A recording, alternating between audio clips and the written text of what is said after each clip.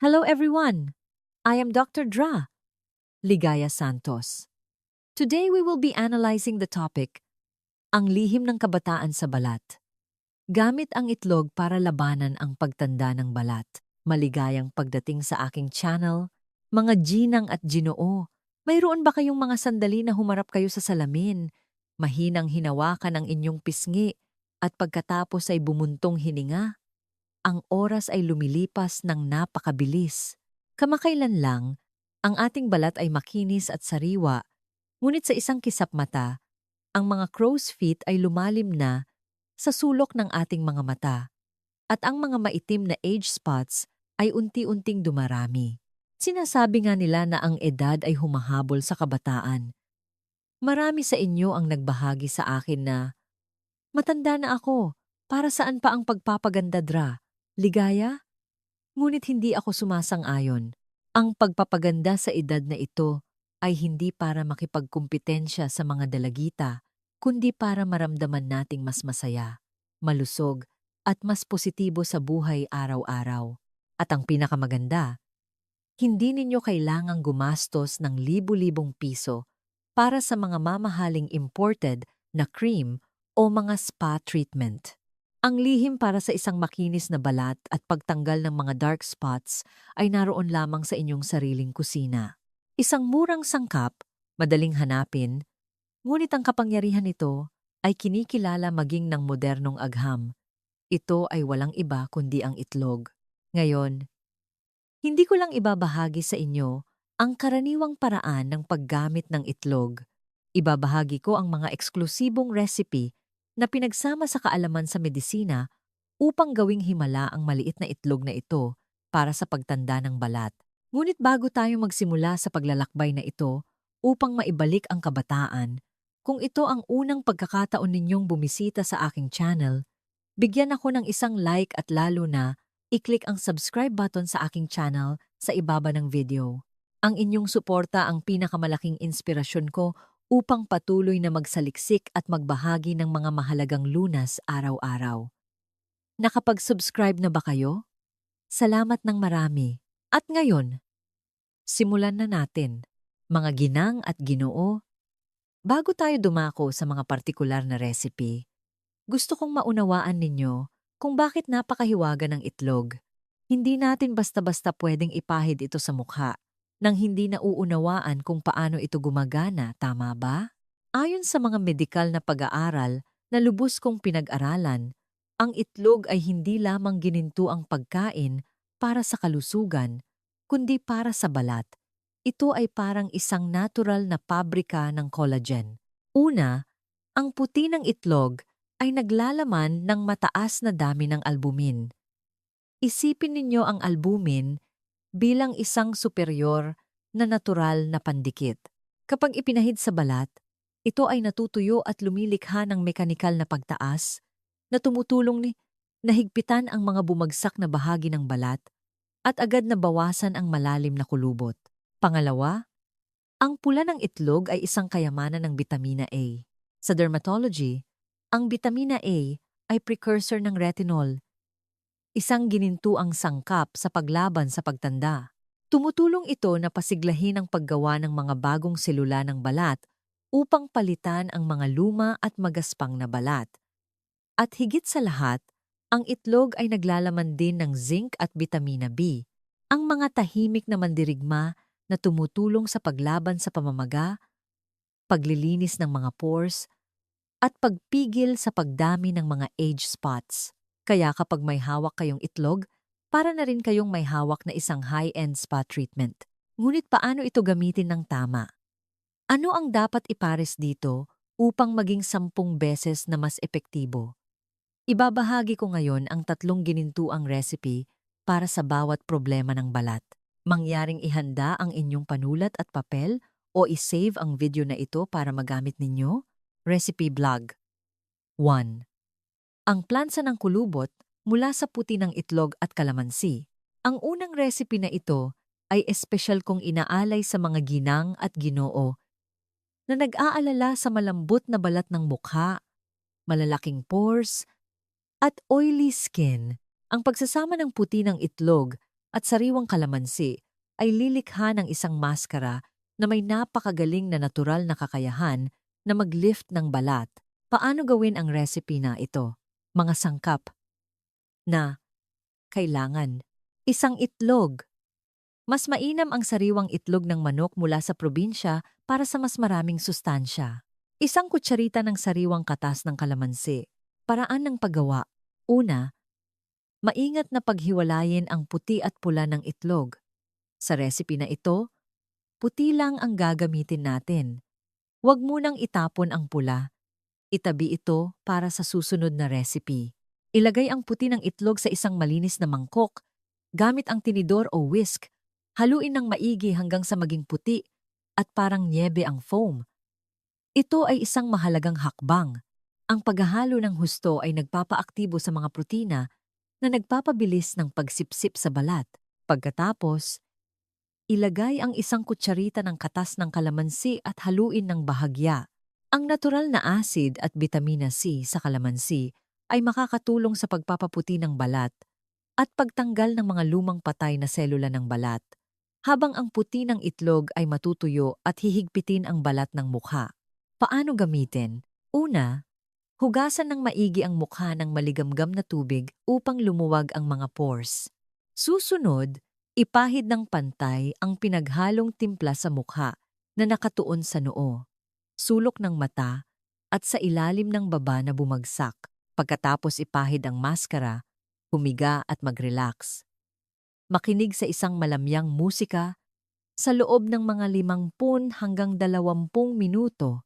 Mararamdaman ninyong humihigpit ang inyong balat ng mukha na parang may humihila dito ng bahagya. Iyon ang oras na gumagana ang maskara. Pagkatapos, hugasan ng malinis ng malamig na tubig. Subukan ninyong hawakan ang inyong balat. Wow! Napakakinis at tuyo nito. Ngunit paano kung mayroon kayong tuyong balat na nagbabalat? Ang kalamansi ay maaaring lalong magpatuyo ng balat. Kung gayon, inaanyayahan ko kayong lumipat sa Recipe BLG. 2. Recipe Belg. 2. Ang bukal ng kabataan mula sa pula ng itlog, pulot at olive oil. Mga ginang at ginoo, kapag umabot tayo sa edad na 50, bumababa ang paggana ng mga oil glands sa balat na nagiging sanhi upang matuyo ang ating balat na parang lupa na bitak-bitak sa tagtuyot. At kung mas tuyo ang balat, mas madaling lumitaw ang mga kulubot. Ang Recipe BLG. Tuna ito ang savior na gumagamit ng pula ng itlog na itinabi natin kanina. Paano gawin ang recipe na? Mga sangkap na kailangan. Isang pula ng itlog. Isang kutsarita ng purong pulot, isang kutsarita ng olive oil o virgin coconut oil kung mayroon kayo. Paraan ng paggawa. Ilagay ang pula ng itlog sa isang mangkok. Idagdag ang pulot at olive oil. Haluin ng maigi hanggang sa maging magkakulay at makinis na kulay orange-yellow ang timpla na napakaganda. Paano gamitin? Sa malinis na balat, ipahid ang makapal na layer ng timpla sa mukha. Huwag kalimutan ang leeg. Dahil ang leeg ang pinakamabilis na nagpapakita ng edad. Ngayon, dahan-dahang imasahe ng paikot mula sa ibaba pataas at mula sa loob palabas sa loob ng mga 2 minuto upang ang mga sustansya ay kumalat. Iwanan ang maskara sa balat sa loob ng mga 20 minuto. Habang naghihintay, maaari kayong pumikit at magpahinga. Ang bango ng pulot ay napakakomportable. Pagkatapos ng sapat na oras, hugasan ng malinis ang mukha ng maligamgam na tubig. Mararamdaman ninyong malambot ang inyong balat na parang balat ng sanggol, makinis at puno ng sigla. Gayunpaman, ang pinakamalaking kinatatakutan sa pagtanda ay minsan hindi lang ang mga kulubot, kundi ang mga age spots, pekas at maitim na mantsa sa pisngi. Paano natin matatanggal ang mga ito? Ang sagot ay nasa Recipe BLG. 3. Recipe Blog. 3. Ang kalaban ng age spots mula sa itlog, turmeric powder, at yogurt, lunas, sa pekas, pimple marks, at age spots, mga minamahal kong ginang at ginoo. Noong sinaunang panahon pa man, pinahahalagahan na ng ating mga ninuno ang balat. Ang balat na may pantay na kulay ay nagbibigay ng mas maliwanag at mas bata na hitsura sa mukha. Gayunpaman, sa paglipas ng edad, sikat ng araw, at hormones, madalas lumilitaw ang mga age spots, pekas, at pimple marks na nagiging sanhi upang mawalan tayo ng kumpiyansa. Sa mga natural na sangkap, ang curcumin sa dilaw na turmeric ay itinuturing na isang malakas na antioxidant na sumusuporta sa pagpapaputi ng balat at pagpapakinis ng kulay. Kapag pinagsama sa puti ng itlog, ito ay tumutulong na lumikha ng isang magaan na moisturizing layer at nagpapaliit ng mga pores, kasama ang unsweetened yogurt na nagbibigay ng lactic acid na dahan-dahang nagtatanggal ng mga patay na selula ng balat. Magkakaroon kayo ng isang banayad, madaling gawin, at matipid na maskara. Paano gawin ang huling recipe na ito? Mga sangkap. Isang puti ng itlog para sa mas mahusay na nutrisyon. Isang kutsarita ng turmeric powder. Gumamit ng turmeric powder upang hindi masyadong manilaw ang balat pagkatapos hugasan at upang hindi masyadong mainit kaysa sa sariwang turmeric. Isang kutsarita ng unsweetened yogurt. Paraan ng paggawa. Paghaluin ang tatlong sangkap na ito ng maigi hanggang sa maging isang malapot na timpla. Paano? Gamitin. Ipahid ang timpla sa mukha, lalo na sa mga lugar na may age spots at pekas. Iwanan sa loob ng mga 20 minuto upang matuyo ang maskara. Kapag huhugasan, dahan-dahang kuskusin gamit ang kamay. Ang mga butil ng turmeric powder ang magtatanggal ng mga patay na selula ng balat. Gamitin ang recipe na ito ng paulit-ulit, 2 hanggang 3 beses sa isang linggo. Pagkatapos ng halos 1 buwan, tingnan ulit ang salamin. Ang mga age spots ay magiging mas malabo. Ang balat ay magiging mas maliwanag. At mas magiging kulay rosas na parang bago. Mga ginang at ginoo. Natapos na natin ang 3 pinakamagandang recipe mula sa itlog. Gayunpaman, kahit gaano pa kagaling ang lunas, kung hindi gagamitin, ng tama ay wala ring saysay at maaaring magkaroon pa ng masamang epekto. Ang balat sa ating edad ay manipis at sensitibo. Hindi natin ito pwedeng basta-basta gamitin tulad noong dalagita pa tayo upang maiwasan ang anumang masamang epekto o ang pag-aaksaya ng oras nang hindi nakakamit ang magandang balat. Kailangan ninyong tandaan ang mga sumusunod na ginintuang paalala. Mga ginintuang paalala, dalas ng paggamit. Huwag isipin na mas mabilis nagaganda ang balat kung mas madalas ang paggamit ng maskara. Ang balat, tulad ng katawan, ay nangangailangan ng oras upang magpahinga at mag-recover at sumipsip ng mga sustansya. Kung araw-araw itong gagamitin, maaaring ma-overload ang balat. Hindi lang hindi ito gaganda, kundi madali rin itong magbara ng pores, magka-pimples o maninipis ang balat. Pinakamainam na gumamit lamang ng egg mask 2 hanggang 3 beses sa isang linggo, alternate days, upang magkaroon ng oras ang balat na huminga at mag-recover. Ang pagiging matyaga sa tamang dami ay magbibigay ng mas matagal na resulta, tamang oras ng paggamit ng maskara. Ang pinakamagandang oras upang maglagay ng maskara ay sa gabi bago matulog. Kapag ang katawan ay unti-unting nagpapahinga at ang proseso ng natural na pag-regenerate ng balat ay pinakaaktibo. Sa oras na ito, ang mga sustansya mula sa itlog ay mas malalim na sisipsipin ng balat. Pagkatapos gamitin, tandaan na hugasan ang mukha ng malinis ng maligamgam na tubig pagkatapos ay lagyan ng manipis na layer ng moisturizer. Ang moisturizing ay tumutulong upang mapanatili ang mga sustansya at mapanatiling malambot at makinis ang balat sa buong gabi. Paggising sa umaga, titingnan ninyo ang salamin at makikita ninyong mas maliwanag, mas mahigpit at mas malambot ang inyong balat. Ang protection sa araw ay kailangan. Ito ang pinakamahalagang hakbang at hindi ninyo ito dapat kalimutan. Kapag gumagamit tayo ng kalamansi, turmeric, o iba pang sangkap na tumutulong sa pag-regenerate ng balat, ang bagong layer ng balat na nabubuo ay napakanipis at madaling atakihin ng sikat ng araw. Kung pagkatapos gumamit ng maskara ay lumabas kayo sa araw ng walang proteksyon, madali itong magiging maitim, magkakaroon ng pekas, o mas lalong mangingitim.